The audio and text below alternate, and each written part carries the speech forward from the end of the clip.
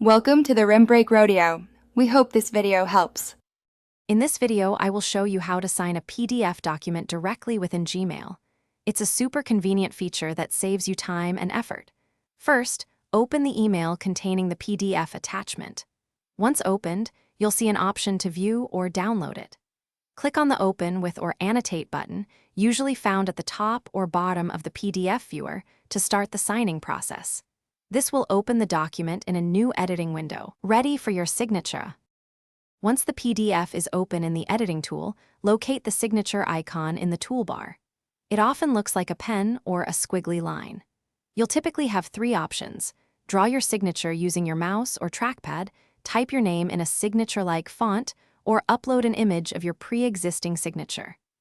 After creating or selecting your signature, drag and drop it to the desired location on the document. You can easily adjust its size and rotation to fit perfectly. After placing your signature, take a moment to review the entire document to ensure everything is correct.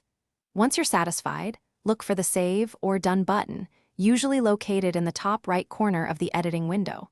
This will save your changes. You'll then have the option to download the signed PDF to your computer or attach it directly to a reply email within Gmail. This streamlined process ensures your document is signed and sent efficiently, all without leaving your inbox. To ensure a smooth signing experience, here are a few helpful tips.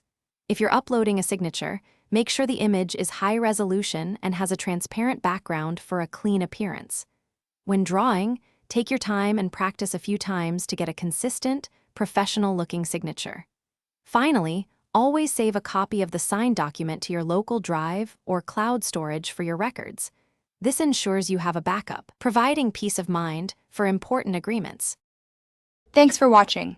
Consider subscribing if we helped you.